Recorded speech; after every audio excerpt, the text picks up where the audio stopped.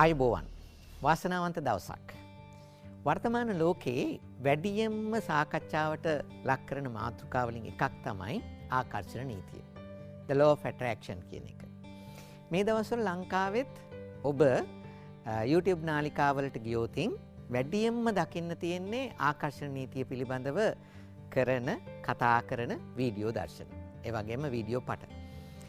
ඇත්තටම මොකද්ද මේ ආකර්ෂණ නීතිය කියලා කියන්නේ? අපි අද දවස වෙනකොට ආකර්ෂණ නීතිය කියලා පොඩි මුලාවකට පත් වෙලා තියෙනවාද? මේක අපි දැනගන්නට ඕනේ. ලෝකේ ජීවිතේ සාර්ථක කරගන්න, ජීවත් වෙන හැටි උගන්වන්න, ඒ වගේම සාර්ථකත්වයේ ලුහු බඳින්න අනුගමනය කරන ප්‍රධාන ප්‍රායෝගික මනෝවිද්‍යාත්මක ක්‍රමවේද කීපයක් තියෙනවා. එකෙන් එකක් තමයි ආකර්ෂණ නීතිය කියලා කියන්නේ. ඒ වගේම වර්තමාන ලෝකේ වැඩියෙන්ම භාවිතයට ගන්න තවත් ක්‍රමවේදයක් තමයි NLP, Neuro Linguistic Programming කියලා කියන්නේ. දැන් අද මම කතා කරන්න හිතුවේ ආකර්ෂණ නීතිය ඔබට පොඩි හැඳින්වීමක් කරන්න. ආකර්ෂණ නීතිය කියලා කියන්නේ විශ්ව නීතියක්. මේක කාටවත් අයිතියට ලක් කරගන්න පුළුවන් දෙයක් නෙමෙයි. ප්‍රධාන විශ්ව නීති ගණනාවක් තියෙනවා. ඒක කිසිම ජාතියකට, කිසිම ආගමකට, කිසිම සංස්කෘතියකට අයිති නැහැ. ඒවා අයිති විශ්වයට.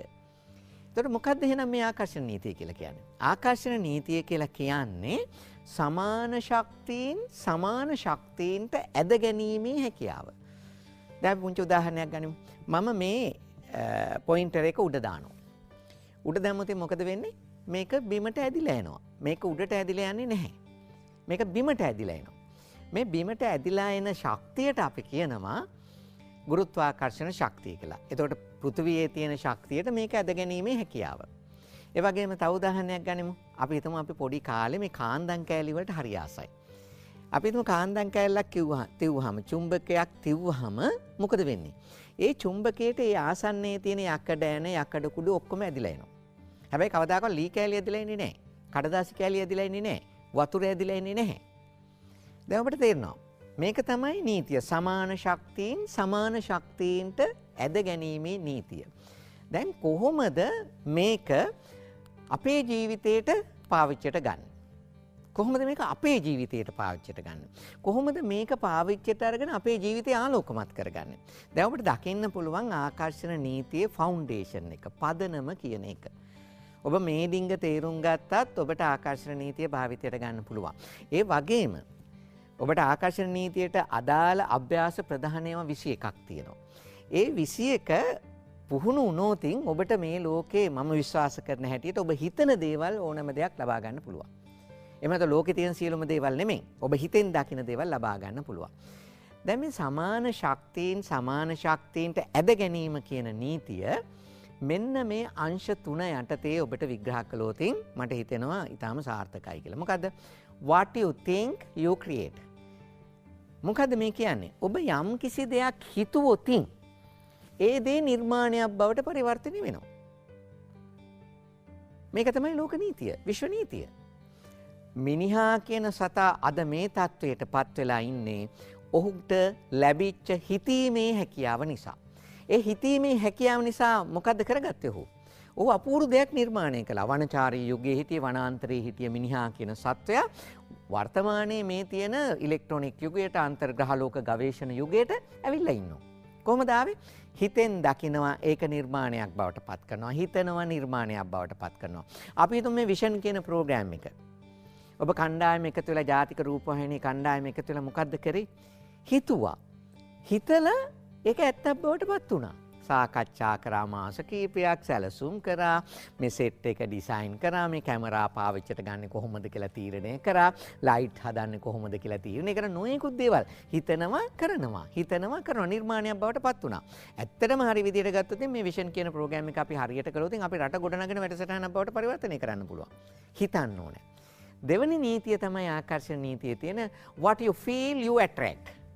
ඔබ යම් කිසි දැනීමක්, හැඟීමක් ඇති කරගත්තොතින් ඒ දේ ඔබට ඇදිලා එනවා. ඒක තමයි අපි කියුවේ අර මැග්නටික් පවර් කියලා. ඔබ යම් කිසි දෙයක් ඔබේ හදවතේ ඇති වෙන උදාහරණයක් ගන්නම කෝපය ඇති වෙනවා. කෝපය ඇති වුණොත් ඔබට ඇදිලා ඉන්නේ මොකද්ද? ආදරය ඇදිලා එනවද කවදාකවත්? නැහැ. කෝපය තමයි ඇදිලා ඉන්නේ. අපි හිතමු මේ වැඩසටහන ආරම්භන ඔබ අද දවල්ට කෑම කන්න යනවා. කෑම කන්න යනකොට බිරිඳගේ අතින් ව්‍යංජන වලට ලුණු වැඩි වෙලා. ඔබ කනකොට මේ ලුණු රහ අධික ලුණු රස ආපු ගමන් ඔබේ ඇතුළතින් නොසන්සුන්තාවයක් ඇති වෙලා කෝපයක් ඇති වෙනවා. ඔබ කියනවා මොකද්ද අප මේ පරිප්පුවට ලුණුත් වැඩිනේ. එතකොට බිරිඳට මේක ඇහෙනවා. බිරිඳට මේක ඇහුණාම බිරිඳගේ හිත නොසන්සුන් වෙනවා. නොසන්සුන් වුණාම බිරිඳගේ හිත වචනය කීපයක් පිට වෙනවා. ඉතින් වේලක් පරිප්පු වලට ලුණු වැඩි උනායි කියලා මැරෙනමය. මම හිතලා පරිප්පු වලට ලුණු දැම්මය. මේ කියනවා. කිව්වම මහත්තයාට කේන්ති යනවා. මහත්තයා මොකද කියන්නේ? මොනවා හරි ටිකක් කියනවා කටනන් තියනවා මේ අහවල් එක වගේ පරිප්පු ටිකක් හදාගන්න බෑ හරියට. සැරට කියනවා. සැරට කිව්වම බිරිඳට කේන්ති යනවා. දැන් මොකද්ද උනේ? කෝපය කියන ආවේගය ඔබට දැනෙන්න පටන් ගත්තා. ඒකට සමාන ශක්තියක් ඇදුණා ආය ගියා.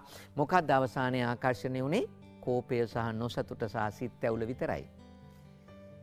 බලන්න වෙන දේ. දැනීම් හැඟීම් කියන જાතිය මේ පරිසරයේ මේ විශ්වයේ තියෙන දේවල් අපිට ඇදලා දෙනවා. ඔක හරි වටින එක. අපි පස්සේ හොඳට ඉගෙන ගන්නවා මේක. What you imagine you become. ඔබ යම් කිසි දෙයක් මවමවා හිටියොතින් ඒ තත්වයට ඔබපත් වෙනවා. මේ කතා කරන මම පුංචි කාලේ මවමවා හිටිය හද්දා පිටිසර ගමක ඉපදලා විශ්වවිද්‍යාලයට යන්න ඕන උපාධියක් ගන්න ඕන දිසාපති කෙනෙක් වෙන්න ඕන කියලා. ඊට පස්සේ මම මේක වෙනස් කරගත්තා. ප්‍රංශයේ ඉගෙන ගන්නකොට ක්‍රියේටිව් තින්කින් ක්‍රියේටිව් රයිටිං කියන විෂය හදාරනකොට තමයි මම ඉස්සෙල්ලාම මේ ලෝ ඔෆ් ඇට්‍රැක්ෂන් කියන එක ඉගෙන ගත්තේ. ඒ වෙලාවේ මම මගේ පුහුණු උපදේශකවරයා දිහා බලලා එයා දිහා බලලා යා මහා අභිමානවත් කෙනෙක්, මහා තේජාන්විත කෙනෙක්, මහා ගෞරවනීය කෙනෙක්, හරි සරයි, හරි ආදරණීයයි. එයා දිහා බලලා හිතුවා මමත් එහෙම කෙනෙක් වෙන්න ඕනේ කියලා. හිතලා මම මොකද කරේ? මම මේ වගේ වේදිකාවක දැවැන්ත වැඩසටහන් කරන හැටි හැමදාම හිතෙන් මැව්වා. මිනිස්සු දහස් ගණනකට පුහුණු වැඩසටහන් කරන හැටි හිතෙන් මැව්වා. මම දන්නේ නැතුව ඒ තත්ත්වයටපත් වුණා. What you imagine? අපි ඔකට කියන විෂුවලයිස් කරනවා කියලා. මවමවා හිටියොතින් ඔබ ඒ තත්ත්වයටපත් වෙනවා. ඇලෙක්සැන්ඩර් අයිපල් ප්‍රංශයේ සැක්‍රිකර් කියන පල්ලිය තියෙන කඳු මුදුනේ වාඩි වෙලා ඉඳගෙන හිතෙන් මැව්වා. මුළු පැරිස් නගරයම බලන්න පුළුවන් තැනක් හදන්න පුළුවන් නම් කියලා. ඒ මැවීමේ ප්‍රතිඵලය මොකක්ද උනේ? අයිපල් ටවර් එක කියන එක බිහි වුණා. ලී ක්වාන් යූ ලංකාවට ඇවිල්ලා හිතෙන් මව හිටියා මගේ රට තවත් සිලෝන් එකක් බවට පත් කරනවා කියලා. අද වර්තමානයේ තියෙන සිංගප්පූරුව බිහි වුණා. මේ වැඩසටහන නරඹන ඔබ කොයි තරම් දේවල් මවලා තියෙනවද කියලා හිතන්න බලන්න. ඔබ හිතෙන් මවන්නේ නැති මම ලස්සන ගෙයක් හදනවා. මගේ ගේ මෙන්න මේ වගේ වෙන්න ඕනේ. තට්ටු දෙකකට වෙන්න ඕනේ. මගේ වහල මෙහෙම වෙන්න ඕනේ. මෙන්න මෙහෙම වෙන්න ඕනේ කියලා ඔබ ඒ තත්වයටපත් වුණා. ඔබ තරුණ කාලේ පෙම්වතියක් ගැන සිහින මවන්නේ නැති පිරිමි කෙනෙක් තරුණයෙක්. ඒ මවමවා ඉන්නකොට මොකද වුනේ? දන්නේම නැතුව ඒ තත්වය එයා ලබා ගත්තා. අපි ඕකට කියනවා law of attraction කියලා. ඔබේ දෛවය වෙනස් කරන්න පුළුවන් ඔබට විතරයි. දැන් මම මේකේ ඉතිහාසය තාම වාක්‍ය කීපයකින් කියනවා. ඇත්තටම law of attraction කියන්නේ අලුත් විෂයක් නෙවෙයි. රාවණා රජුරුවන්ගේ රාමායනය ඔබ කියවුවත් මේ වචනේ නැහැ. හැබැයි මේ ටික තියෙනවා. බෞද්ධ සාහිත්‍යයේ 550 ජාතක පොත පුරාවට තියෙන ආකර්ෂණ නීතිය. බුදුරජාණන් වහන්සේගේ ඉගැන්වීම් වල තියෙනවා. බුදුරජාණන් වහන්සේගේ ජීවිත කතාව තුළ තියෙනවා. බයිබලයේ පුරාවට තියෙනවා. මහා භාරතයේ ද්‍රෝණාචාර්යවරයා තමන්ගේ රාජකුමාරවරුන්ට පාණ්ඩව කුමාරවරුන්ට උගන්වනකොට ඉගැන්වුවේ law of attraction. ශ්‍රී ක්‍රිෂ්ණ සහ අර්ජුන් අතර තියෙන සංවාදයේ ඇතුළත් වෙලා තියෙන භගවත් ගීතාවේ කියන එකේ තියෙන law of attraction. මේක අලුත් එකක් නෙමෙයි. එදා ඔබ මේක ඉගෙන ගන්නවා නම් 550 ජාතක පොත කියවුවත් ඔබට මේ චන්දන ගුණවර්ධනලා කියා දෙනවට වඩා හොඳට ආකර්ෂණ නීති ඒක උගන්වනවා. හරි. දැන් අපි බලමු නිකොලා ටෙස්ලා. මෙයා තමයි බටහිර ලෝකයේ බිහිවෙච්ච දැවැන්තම විද්‍යාඥයා. මෙයා ලස්සන තියරි එකක් කිව්වා. මොකද්ද? The theory energy and vibration. ශක්තිය සහ රිද්මය. මේ විශ්වයේ නිර්මාණය වෙලා තියෙන ශක්තිය සහ රිද්මය. ඒ ශක්තිය සහ රිද්මය වෙනස් වෙන විදිහට තමන්ගේ ඇතුලේ තියෙන ශක්තිය සහ රිද්මය වෙනස් වෙන විදිහට ඒ සමාන ශක්තිය නැදිලා එනවා කියන විද්‍යාත්මක સિદ્ધාන්තය නිකොලා ටෙස්ලා ඉදිරිපත් කරා. මේ නිකොලා ටෙස්ලා මේක ඉදිරිපත් කරපුවාම මොකද්ද උනේ? බටහිර ලෝකයේ මේක බාරගත්තා. අද තියෙනවා ටෙස්ලා කෝඩ් කියලා ආකර්ෂණ නීතිය පිළිබඳ පුහුණු වැඩසටහනක්. ඊටාම අධික මිලක් ගෙවන්න ඕනේ.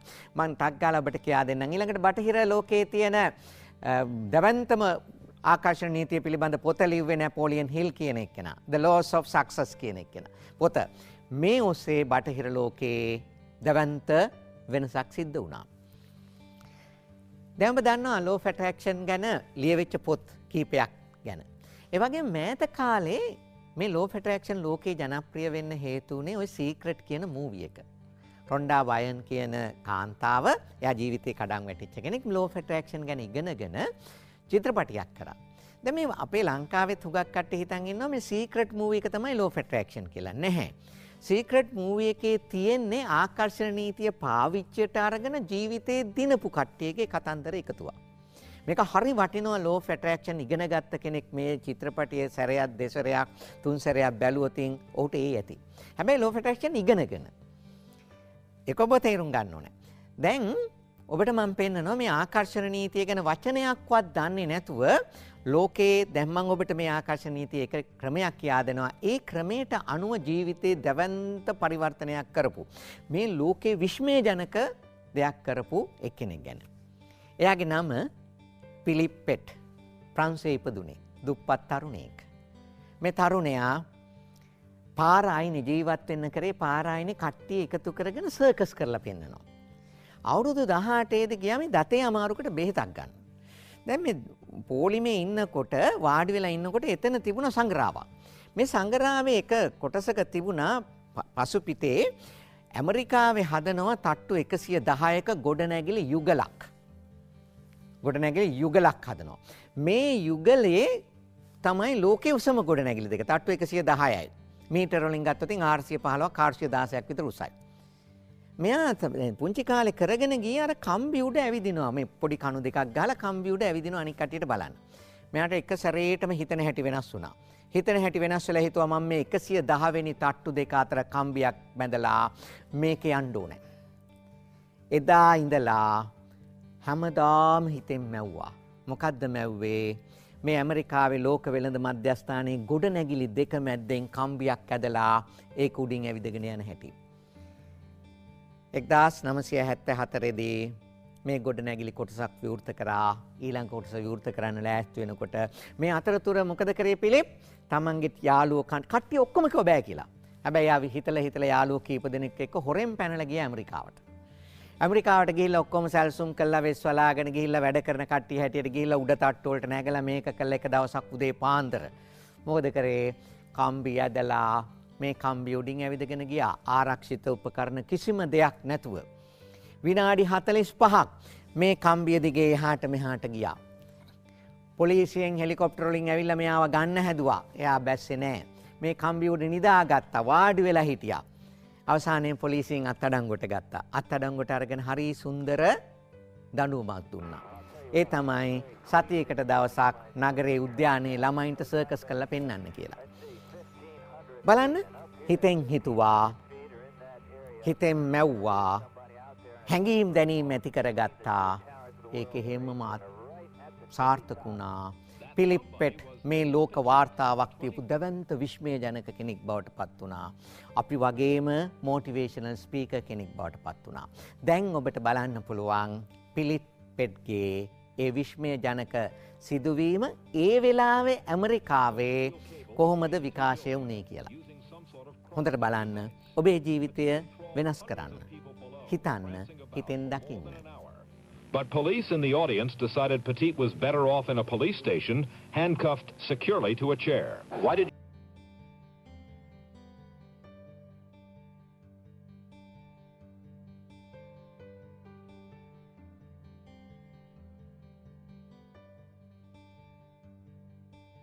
it a first-rate performance?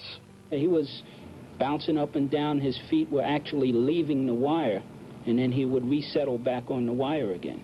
And then he would go down on one knee, and he'd balance his hand pole and lay down on his back.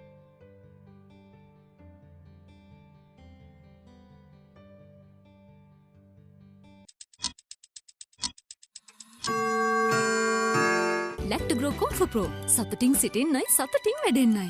From Nestle.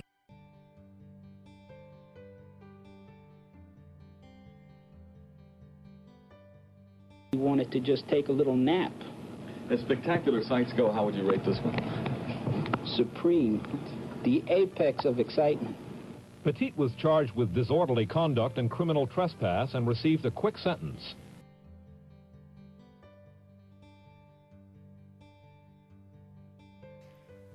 දැන් ඔබ බැලුවා පිලිප්පෙට් ගැන. දැන් ඔබට තේරෙනවා යම්කිසි කෙනෙක් නැවත නැවත යම්කිසි චිත්ත රූපයක් මවවා ඒකට අදාළ හැඟීම් දැනීම් ජනිත කරගෙන ගියොතින් ඒ දේ ඔබට ලැබෙනවා කියලා. එතකොට ඔබට පුළුවන් මේක පහසුවෙන් අත්හදා බලන්න. බලමු දැන් අපි මේක කරන්නේ කොහොමද කියලා. ආකර්ෂණ නීතියේ තියෙන ප්‍රධාන අභ්‍යාස 21ක්. ඒ 21න් පළවෙනි එක තමයි විෂන් බෝඩ් එකක් හදාගන්න එක. දෙවෙනි එක සක්සස් පිරමීඩ් එකක් කියන එකක් හදාගෙන තමන්ගේ ජීවිතේ බැලන්ස් කරගන්න එක. සේෆ්ටි සෝන් එකක් හදාගෙන මේ වර්තමානයේ තියෙන වගේ ක්‍රයිසිස් එකක් ආවම මේකට මුහුණ දෙන්නේ කොහොමද කියලා තමන් විසින් නිර්මාණය කරගන්න එක. මීට අමතරව මේ හැම දෙයක්ම ගන්න ඔබට උදව් වෙන ක්‍රමවේදය තමයි චිත්ත රූප මැවීම කියන එක. විෂුවලයිසේෂන් කියන එක. එහෙම නැත්නම් ඉමේජිනේෂන් කියන එක. සෝබෝන් විශ්වවිද්‍යාලයේ පර්යේෂණයක් කළා තියෙනවා. ඒ පර්යේෂණය හොයාගත්ත දෙයක් තමයි ලෝකේ ඉස්සර ඒ කියන්නේ 2000ට කලින් වැඩියෙන්ම චිත්ත රූප මැවීමේ කුසලතාව තිබිච්ච ජනතාව ජීවත් වුණේ ලංකාවේ කියලා. ඇයි ඒ? ඔබේ ආච්චි, ඔබේ අම්මා ඔබට ලස්සන කතන්දර කිව්වා. ඒ කතන්දර ඔබ ඒ වෙලාවේ හිතෙන් මැව්වා. රසවින්දා, හැඟීම් දැනීම ඇති කරගත්තා. බය වුණා, hina වුණා. ඔබ පුදුම ආස්වාදයක් වින්දා. ඒකත් එක්ක ඔබේ චිත්ත රූප මැවීමේ කුසලතාව වර්ධනය වුණා. දැන් ඔබට දකින්න පුළුවන් මොකද්ද මේ චිත්ත රූප මැවීම කියලා කියන්නේ. මේ චිත්ත රූප මැවීමේ ක්‍රමවේදය තුල තියෙන්නේ මොකද්ද? Tamanට අවශ්‍ය දේ මවලා ඒක ආකර්ෂණය කර ගැනීම කියන ක්‍රියාවලිය. උදාහරණයක් ගනිමු. ඔබට යම් කිසි තත්වයකට යන්න ඕනේ. ඔබ මොකද කරන්නේ? ඒ තත්වයේ හිතින් ලැබිලා තියෙන ආකාරය මවනවා. අපි තුන් ප්‍රශ්නයක් විසඳන්න ඕනේ. අභියෝගයක් ජයග්‍රහණය කරන්න ඕනේ. මොකද්ද කරන්නේ? ඒක විසඳලා තියෙන ආකාරය මවනවා. මේක තමයි චිත්ත රූප මැවීම කියලා කියන්නේ. දැන් ඔබට මම පොඩි දෙයක් කරනවා. මේකෙන් ඔබට ගන්න පුළුවන් දේවල් මොනවද කියලා බලන්න පුළුවන්. මේ ලෝකේ චිත්ත රූප මැවීම කියන ක්‍රියාවලියෙන් කරන්න බැරි කිසිම දෙයක් නැහැ. ඕනෑම දෙයක් ඔබට ගන්න පුළුවන්. බලන්න මොනවද කරන්න පුළුවන් කියලා. අපේ ශක්තිය ලෝ ඔෆ් ඇට්‍රැක්ෂන් වලට අනුව එනර්ජි එක මුදා හරින බලය වැඩි කරන්න පුළුවන්. ඒ වගේම මොකද්ද කරන්න පුළුවන්?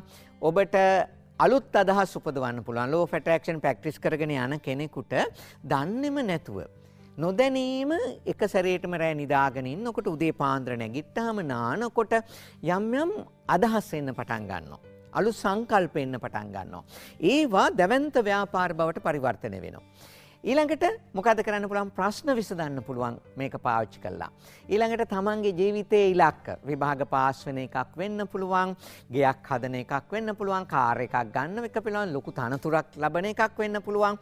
ඒ වගේ දේවල් අචීව් කරන්න පුළුවන්. ඒ වගේම අලෙවිකරණයේ යෙදලා ඉන්න කට්ටියට තමන්ගේ සේල්ස් ටාගට් අචීව් කරන්න, තමන්ගේ කම්පැනි එකේ ප්‍රොඩක්ටිවිටි එක වැඩි කරන්න ඒවට ගන්න පුළුවන්. ඒ වගේම මුදල් ආකර්ෂණය කරගන්න වර්තමාන ලෝකයේ හරියට පාවිච්චි කරන ක්‍රමවේදයක් තමයි විෂුවලයිසින් කියන එක. ලෝ ඔෆ් ඇට්‍රැක්ෂන් වල. ඒ වගේම ජීවිතේ අලුතෙන් පටන් ගන්න ඔබට පුළුවන්.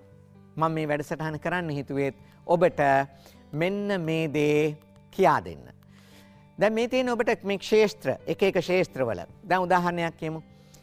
උසේන් බෝල්ට් මේ විෂුවලයිසින් කියන ක්‍රමය පාවිච්චි කරපු කෙනෙක්. ඔහු ලෝකේ වේගවත්ම ක්‍රීඩකයා වෙනවා කියලා හිතලා හිතෙන් මවලා ඔලිම්පික් තරගයකට ගිහිල්ලා රත්තරන් පදක්කම ලබා ගන්න හැටි හිතෙන් මවලා මොකද කරේ? පුහුණු වීම පටන් ගත්තා. අවුරුදු 20ක් නොකඩවාම පුහුණු වුණා. අවුරුදු 20ක්.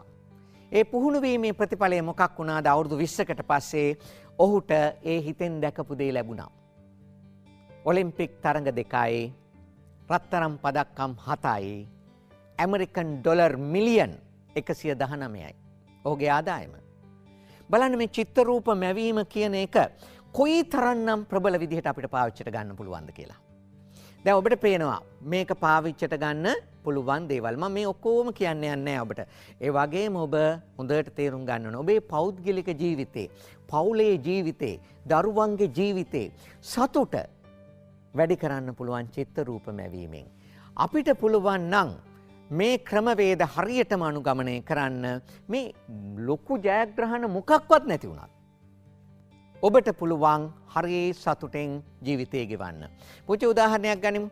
උදේ පාන්දර නැගිටපු ගමන් හිතෙන් මැව්වොතින් අද දවස තමයි මගේ වාසනාවන්තම දවස. අද දවසේ මම කරන කියන හැම දෙයක්ම සාර්ථක වෙනවා. අද දවසේ මගේ ජීවිතය ආලෝකමත් වෙනවා. මං අද දවසේ මගේ බිරිඳ මගේ සැමියා අපි හරිය ආදරෙන් ජීවත් වෙනවා. අපේ දරුවෝ හොඳට ඉගෙන ගන්නවා. හිතුවොතින් මොකද වෙන්නේ? හොඳට ඕක පුරුද්දක් හැටියට හිතෙන් මවාගෙන ගියොතින් ඔබේ නිවස සොඳුරු නිවහනක් වෙනවා. පුංචි ව්‍යාපාරයක් කරන එක්කෙනා හැමදාම උදේ පාන්දර නැගිටලා පහන තියලා හිතුවොතින් අද දවසේ මට අලුත් ගනුදෙනුකරුවෝ ගොඩාක් හම්බ වෙනවා. අද මගේ ආදායම ඊට වඩා දෙගුණයක් වැඩි වෙනවා. මං ඒ වෙනුවෙන් අද දවසෙන් මගේ ශ්‍රමය කැප කරනවා. කාලය කැප කරනවා. මට හරි සතුටක් දැනෙනවා. මම මේක කරන්න සේවාවක් හැටියට. ඒ ව්‍යාපාරයේ දවසින් දවස දියුණු වෙනවා. සාමාන්‍ය ජීවිතයේදී ඔබට මේක කරන්න පුළුවන්. දැන් අපි බලමු මේක පුහුණු කරන්නේ කොහොමද කියලා. මොකද කරන්න පුළුවන්නේ? Think as an achiever. දැන් චිත්ත රූප මවනවා නම් ඔබ කවදාකවත් අනාගතේ මවන්නේ නැහැ. අතීතේ මවන්නේ නැහැ. මේ මොහොතේ මවන්න.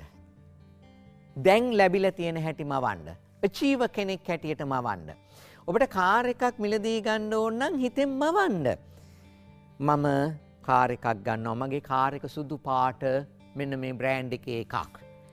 ඒ කාර් එක ඇතුලේ තියෙන ෆීචර්ස් මේ වගේ. මම ඒ කාර් එකේ අනුරාධපුරයට යනවා. මගේ අම්මා ඉන්නවා පිටිපස්සේ තාත්තා ඉන්නවා පිටිපස්සේ මගේ බිරිඳ නැත්තම් සැමියා ඉන්නවා අනිත් පැත්තේ.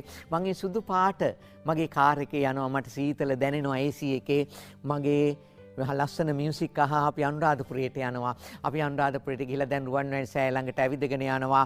ගිහලා සුදු පාට නෙළුම් මල් 1000ක් අරගෙන මගේ අම්මයි තාත්තයි එක්ක රුවන්වැලි සෑය වැටේ සක්මන් කරලා ඒ නෙළුම් මල් 1000න් අපි ලස්සන චෛත්‍යයක් හදනවා. ඒ චෛත්‍ය උදින් මගේ කාර් එකේ යතුර තියලා මම රුවන්වැලි සෑයට මගේ කාර් එක බාර කරනවා. මගේ අම්මයි තාත්තයි දෙන්නා මට ආශිර්වාද කරනවා. අඬා මගේ බිරිඳට හරි සතුටුයි. මගේ සැමියාට හරි සතුටුයි. මේ මොහොතේ ජීවත් වෙන හැටි මවන්න. මේ මොහොතේ achiever කෙනෙක් හැටියට ඉන්න. කොහොමද කරන්නේ? හිතේ චිත්‍රපටියක් හැටියට මවන්න. වීඩියෝ එකක් හැටියට මවන්න. ඒකේ ප්‍රධාන භූමිකාව තමන් වෙන්න. ඒ වෙලාවේ පේන දර්ශන අත්විඳින්න. ඒ වෙලාවේ ඇහෙන ශබ්ද අහන්න. positive sounds කියන ඒවා. ඒ වෙලාවේ ඇඟට මොනවා හරි සිසිලසක් හරි උණුසුමක් හරි මොනවා හරි දැනෙනවා නම් ඒක විඳින්න. ඒ වගේම කටට මොනවා හරි රසයක් දැනෙනවා නම් ඒක රස විඳින්න. ඔබ මොනවා හරි ඒ වෙලාවේ කතා කරනවා නම් කතා කරන්න. දැන් ඔබට තේරෙනවද? ඒ කියන්නේ ඔබ හදවත් සිතෙන් දකින්න ඕනේ, හදවත් සිතෙන් අහන්න ඕනේ, හදවත් සිතෙන් විඳින්න ඕනේ, හදවත් සිතෙන් නහයට විඳින්න ඕනේ, හදවත් සිතෙන් ශක්තිය උපදවන්න ඕනේ. අන්න ඔබ චිත්ත රූප මැව්වා වෙනවා. දැන් ඔබට පුළුවන් ඔබේ ජීවිතයේ ඔබට විභාගයක් පෙනී සිටින්නට තියෙනවා නම් විභාගෙ සමත් වෙලා ඉන්න හැටි හිතෙන් දකින්න. ඔබේ ව්‍යාපාරය සාර්ථක කරගන්නට ඕන නම් සාර්ථක වෙලා තියෙන හැටි හිතෙන්ම වන්න. ඔබ ඉහළ තනතුරක් බලාපොරොත්තු වෙනවා නම් ඒ තනතුර ලැබිලා තියෙන හැටි දකින්න. ඔබ ක්‍රීඩා තරගයකින් දිනන්න හිතනවා නම් දිනල රත්තරන් පදක්කම පලන්දගෙන හැටි දකින්න. achiever කෙනෙක් හැටියට හිතන්න. ජයග්‍රහණකෙක් හැටියට හිතන්න. විශිෂ්ටයෙක් හැටියට හිතන්න. ඒක විඳින්න. අන්න ඔබ චිත්ත රූපමවනවා.